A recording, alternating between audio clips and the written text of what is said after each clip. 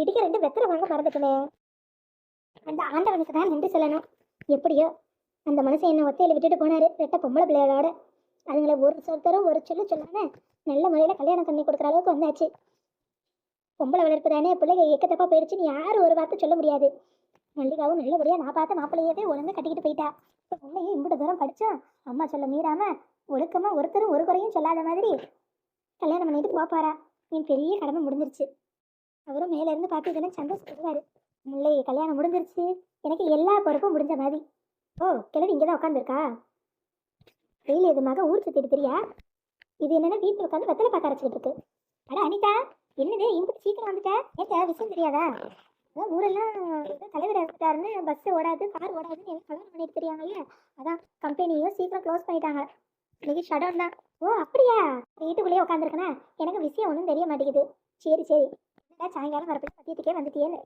சரி சரி, உள்ள சோறாக்கி வச்சிருக்கேன். இந்த டிஃபன் பாக்ஸ் அப்படியே வச்சுட்டு சுடுச்சோத்தை போட்டு சாப்பிடு. சாப்பாட்டுலாம் இருக்கட்டும். முள்ள எங்க? அவளும் கடைசி பரிச்சையில் காலேஜுக்கு தானே போயிருக்கா. அவளும் வந்துடுவா. ஓ, பரிச்சை எழுத போயிருக்காளா?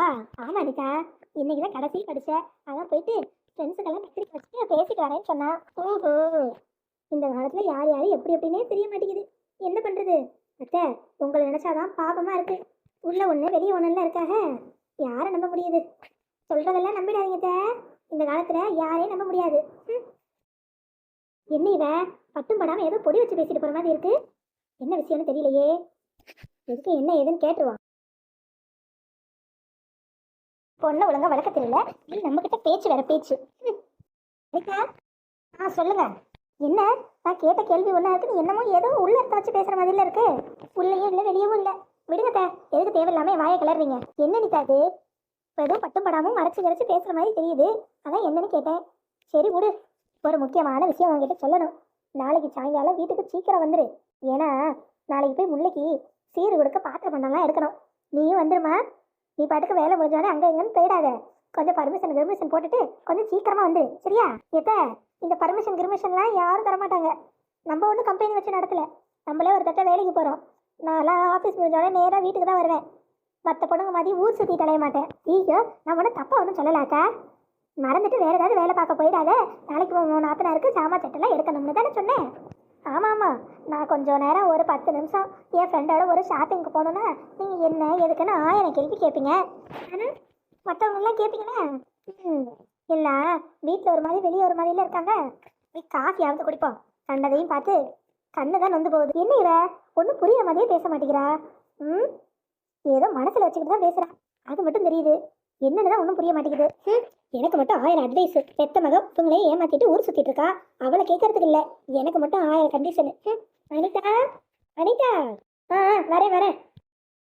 என்ன அனிதா, நீ யாரும் ஊர் சுற்றுறாங்கன்னு தான் சொல்லிட்டு இருக்க. யாரு என்ன? அந்த கடை உங்களுக்கு எதுக்கிட்ட கொடுங்க. அனிதா, நான் வருத்தப்பட்டதெல்லாம் இருக்கட்டும், எதா இருந்தாலும் நேராக சொல்லு. அதை விட்டுட்டு நீங்கள் சுற்றி வளர்ச்சுன்னா சொல்ல வேணாம். என்ன விஷயம்?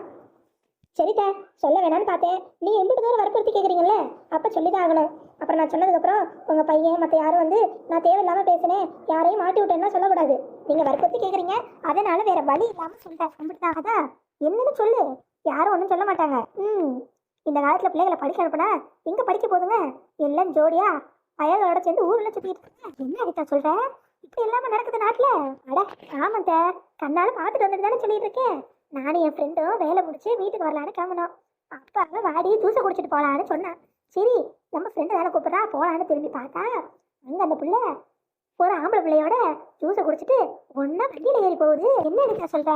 அட ஆமாத்த, என்னடா பண்ணுறது? போய் கேட்கவும் முடியல, இன்னும் பார்க்கவும் முடியல. என்ன பண்ணுறதுனே புரியாமல் நின்றுட்டு இருந்தேன்னா பார்த்துக்கோங்க. எவ்வளோ தைரியம் பிள்ளைகளுக்கு, பொட்ட பிள்ளைகளுக்கு தைரியம் அதிகமாகிக்கிட்டே போகுது. படிக்கவும் காலேஜுக்கு அனுப்புன இவங்க எப்படி கண்டவனோட ஊருக்கு திரியார்களாக்கோ. நமக்கு தெரிஞ்ச பிள்ளையாச்சே, 4 புத்திமதி சொல்லலாம் நினைச்சேன். ஓ, நமக்கு தெரிஞ்ச பிள்ளையா? சொந்தக்கார பிள்ளையாக்கோ? சொந்தக்கார பிள்ளைன்னா கூப்பிட்டு வச்சு 2 இழி இழுக்க வேண்டியதானே? எதுக்கு தம்பு? அவங்கவுங்க பெற்றவங்களே கண்டுக்கிறது இல்லை, நம்ம என்னத்தை கண்டுக்கிறது? சரி அப்போ விடு, யார் என்னன்னு சொல்லு, நான் போய் அவங்க அம்மா கிட்ட பேசுறேன். ஏன்னா நாளை பின்ன ஏதாவது ஒன்று கிடக்க ஒன்று ஆயிடுச்சுன்னு வையே, குடும்ப மானமே போயிடும்ல. என்னத்தை செய்யறது? உங்களுக்கும் எனக்கும் தெரியுது, அந்த பிள்ளைக்கு தெரியலையே. எல்லாம் அவங்கள சொல்லக்கூடாது, வளர்ப்பு சரியில்லை. சரியா சொன்னேன், பொட்ட பிள்ளைய சரியா வளர்க்க தெரியாம வளர்க்குறவளா ஆட்டாளா? என்னத்தை வளர்க்குறா என்னமோ. நல்ல வேலை, நான் பெற்ற 2 பிள்ளையும் ஒழுங்கா வளர்த்து ஒருத்தன் கையில பிடிச்சி கொடுக்க போறேன். நல்ல வேலை, என் பிள்ளைங்களாம் இப்படி இல்லை. பெத்த அம்மா அப்பாவை ஏமாத்தி எப்படிதான் அந்த பிள்ளைகளுக்கு மனசு வருது தெரியல. அடுத்தவளை சொல்லக்கூடாது, ஆட்டாக்காரியை சொல்லணும். அவளுக்கு தான் அறிவில்லை. இப்படி பிள்ளைய கண்மூடித்தனமா நம்பி அனுப்பிச்சு விட்டா இப்படிதான் இருக்கும். பிள்ளைகளை கண்டிச்சு வளர்க்கணும். வளர்ப்பு சரியில்லை. எத்த எத்த எத்த கொஞ்சம் பொறுமையா. நீங்க பாட்டுக்கு அவசரப்பட்டு வார்த்தையை விட்டாதீங்க. எல்லாம் நமக்கு வேண்டப்பட்டவங்க தான். நீங்க பாட்டுக்கு வளர்ப்பு சரியில்லை அது இதுன்னு சொல்லாதீங்க. பிறகு நீங்க தான் வருத்தப்படுற மாதிரி இருக்கும். அட, யாரை வேணா இருக்கட்டுமா, பிள்ளைங்க எப்படி தப்பு பண்ணா பெற்றவங்க தானே பழியும் பாவம் வந்து சேரும். இருந்தாலும் ஒரு வாட்டி யோசிச்சுக்கோங்க. கண்டபடி நீங்க வார்த்தையை விட்டுட்டு அப்புறம் உங்களுக்கு தான் மனசு கஷ்டப்படும். அப்படி யாருன்னு சொல்லு. யாரா இருந்தாலும் இன்னைக்கு வார்த்தை கிட்ட சொல்லி அவளை உண்டு இல்லைன்னு பண்ண சொல்லிடுறேன். அப்புறம் கோச்சிக்க கூடாது, சொல்லிட்டேன். சொல்லு அனிதா, சும்மா எதுக்கு இக்கு வைக்கிறவ? எனக்கு என்ன, நான் சொல்லிட்டு போயிடுறேன். அப்புறம் நம்ம குடும்பமானதா நடுத்தருக்கு வரும். என்ன அனிதா சொல்ற? நான் இந்த ஜூஸ் கடையில பார்த்ததே உங்க மகன் முல்லையதான். அனிதா, வார்த்தையை ஆழ்ந்து பேச சொல்லிட்டேன். யாரை பத்தி என்ன சொல்றேன்? மருமகளாச்சேன்னு பாக்குறேன். வேற யாரா தெரிஞ்சிருந்துச்சு இந்நேரம் பல்ல தட்டி கையில கொடுத்துட்டு பாத்துட்டேன். எது, நீங்க இம்பிட்டு கோவப்பட வேண்டியது என் மேல இல்ல, உங்க மக மேல. நான் கண்ணால பார்த்தது நெசம். நான் மட்டும் வேற யாராவது அங்க பாத்துருந்தேன்னு வைங்களேன், எனக்கு ஒரு தங்கச்சி இருந்து அவ இப்படி ரோட்ல வந்து இப்படி எல்லாம் பண்ணிட்டு தெரிஞ்சிருந்தா அவளை 2 துண்டா அந்த இடத்துல வெட்டி போட்டுட்டு வந்திருப்பேன். என்ன பண்றது, நாத்தனாராச்சே, ஒன்றும் சொல்ல முடியல. அதான் அமைதியா வந்துட்டேன். நீங்க சொன்ன மாதிரி அது அது அவங்க அம்மா வளர்ப்புல இருக்கு. ஏன், நானும் உங்க மகனும் கூட காதல் கல்யாணம் தான். வீட்டில் சொல்லி ஊரறியா தான் கல்யாணம் பண்ணிக்கிட்டோம்.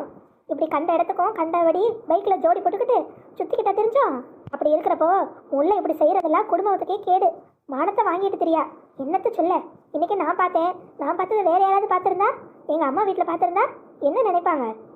4 பேர் கால் தூக்க மாதிரியா பொண்ணை வளர்த்து வைப்பீங்க? இல்லைக்கா, இல்லைக்க, நான் ஒன்றும் சொல்லலை. மற்றவங்க என்ன சொல்லுவாங்கன்னு தான் நான் யோசிக்கிறேன். நீ சொல்கிறது மட்டும் பொய்யா இருந்துச்சு. இன்னுமா உங்களுக்கு என் மேல் நம்பிக்கை வரல? வேணா ஒன்று வச்சுக்கோங்க. நான் சொன்னது மட்டும் பொய்யா இருந்துச்சுன்னா இந்த நிமிஷமே இந்த வீட்டை விட்டு பொட்டி பிடிக்கலாம் தூக்கிக்கிட்டு கிளம்பிடுறேன். போதுமா?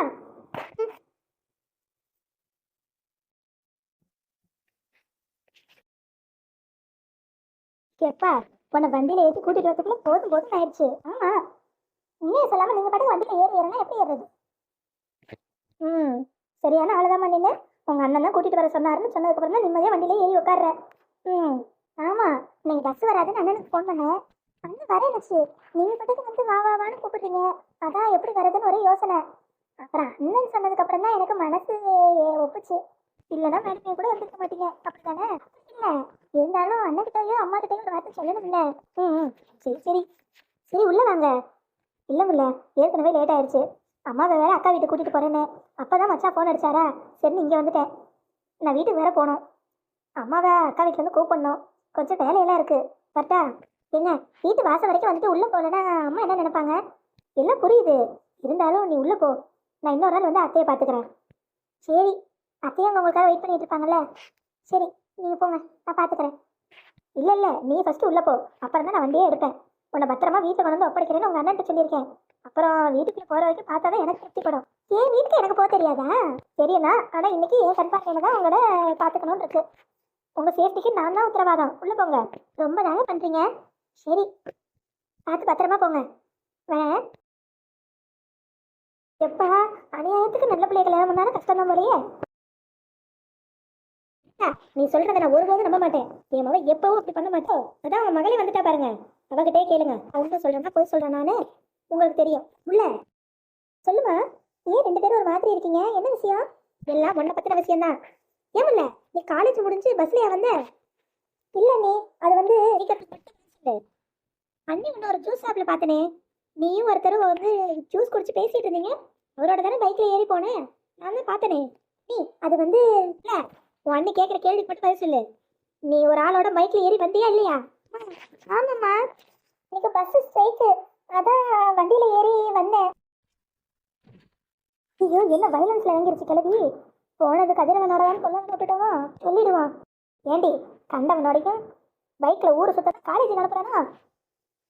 அம்மா, பஸ் வராதுன்னு சொன்னாங்கம்மா. அதான் பஸ் வரலனா நடத்துவா. அதுக்குன்னு கண்டவனோடையும் வண்டியில ஏறி வருவியாக்கும். உனக்கு நிச்சயம் முடிஞ்சு இன்னொருத்தனுக்கு பொண்டாட்டி ஆக போறேன். இந்த நேரத்தில் அவனோட வந்து இவனோட வந்து எவனாவது பார்த்துட்டு போய் எங்கேயாவது சொல்லி வச்சானா? பனை மரத்துக்கு கீழே நின்று பாலை குடிச்சாலும் கல்லுதான்னு சொல்ற உலக முடியுது. இப்படி பண்ணி வச்சிருக்க. மாப்பிள்ளை வீட்டில் நீ கண்டவனோடையும் சுத்தது தெரிஞ்சிச்சுன்னா மாப்பிள்ளை என்ன நினைப்பாரு? வந்ததே அவரோட தான். என்ன சொல்ற? மாப்பிள்ளையோடய வந்த? ஆமாம்மா, உங்ககிட்ட யாரு சொன்னது இதெல்லாம்? அனிதா, என்ன இது? அவ மாப்பிள்ளையோட வந்தேங்கிறா, நீ யாரோடய போனான்னு சொன்ன? அத்தை, அது வந்து தூரத்துல இருந்து பார்த்தனா எனக்கு அதனால சரியா தெரியல. கதிரவன் தம்பி மாதிரி இருந்துச்சு. உள்ளதான் எனக்கு நல்லா தெரிஞ்சா. அப்படியே இருந்தாலும் கல்யாணத்துக்கு முன்னாடி இப்படி ஊர் சுத்துறதுல நம்ம குடும்பத்துக்கு சொல்லுங்க. மாப்பிள்ளையோட போனாலும் கூட தெரியாம நீ எதுக்கு இப்படி வந்து ஆர்ப்பாட்டம் பண்ணிட்டு இருக்க? ஆயிரமே உனக்கும் மாப்பிள்ளைக்கும் தேதி குறிச்சாலும் அவரோட நீ பாட்டுக்கு வண்டியில ஏறி வரலாமா? பஸ் இல்லைன்னா எனக்கு ஃபோன் அடிச்சிருக்கணும், இல்லை அண்ணனுக்கு ஃபோன் அடிச்சிருக்கணும், இல்லை ஆட்டோ வச்சு வந்திருக்கணும். அதுக்குன்னு நீ பாட்டுக்கு கல்யாணத்துக்கு முன்னாடி மாப்பிள்ளையோட ஊர் சுத்த பார்த்தா மாப்பிள்ளை வீட்டில் என்ன சொல்லுவாங்க? சரி, அப்படியே வண்டி எடுத்துட்டு கிளம்புவோம். மாப்பிள்ளை வாங்க வாங்க. மச்சான், இப்போதான் வீட்டுக்கு வரீங்களா? ஆமாம் மாப்பிள்ளை, லேட் ஆகுன்னா உங்களையே முள்ளையை கூட்டிகிட்டு வர சொல்லிட்டேன். ஏன்னா இப்படி நேரம் அவளால் வெளியில் வெயிட் பண்ண முடியாதுல்ல, அங்கங்கே கலவரமாக இருக்குது. அதான். சரி சரி, நீங்கள் சேஃபாக வந்துட்டீங்கல்ல? நானும் வந்துட்டேன்.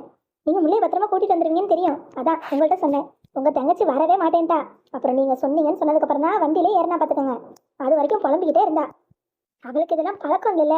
நான் அவளுக்கு ஒரு ஃபோன் போட்டு சொல்லியிருக்கணும். ஃபோன் சுவிட்ச் ஆஃப் ஆயிடுச்சு. அதான் பண்ண முடியல. ஃபஸ்ட்டு கொஞ்சம் நேரம் சொல்லாமல் தான் உங்கள்கிட்டேன். அப்புறம் இவ பயப்படுறத பார்த்து நீங்கள் தான் கூட்டிட்டு வர சொன்னீங்கன்னு உண்மையை சொல்லிட்டேன். சரி மாப்பிள்ள, அதனால ஒன்றும் இல்லை. நீங்கள் வாங்க. இப்படி தூரம் வந்துட்டு வீட்டுக்குள்ளே வராமல் போனேன் அப்படி? இல்லை மச்சான், இருக்கட்டும், இன்னொரு நாள் வரேன். அதெல்லாம் முடியவே முடியாது. வீட்டுக்குள்ள வந்து ஒரு கப்பு காஃபி சாப்பிட்டு தான் போகணும். இல்லை மச்சான். அட, என்ன இப்படி பெரிய உதவி பண்ணிட்டு வர மாட்டேங்கிறீங்க? நீங்கள் வந்தே ஆகணும்னு சொல்லிட்டேன். அப்புறம் இந்த மச்சான் கோச்சுக்குவேன். சரிங்க மச்சான், இந்த வரேன். வாங்க. உள்ள வாங்க. இன்னைக்கு தான் முதல்ல கடைசியும்.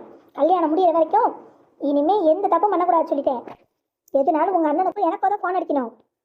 அப்படி சொல்லி கண்டிங்க. கண்டிக்கிற விதத்தில் கண்டிச்சாதான் இந்த காலத்து பிள்ளைங்களுக்குலாம் புத்தி வரும். கல்யாணத்துக்கு முன்னாடியே கல்யாணம் பண்ணிக்க போறவருக்கு ஃபோன் அடிச்சு கூட்டிட்டு போன்னு சொல்றதுல என்ன பழக்கம்? அண்ணி, சும்மா ஏதோ சொல்லி சமாளிக்காதமுல்ல.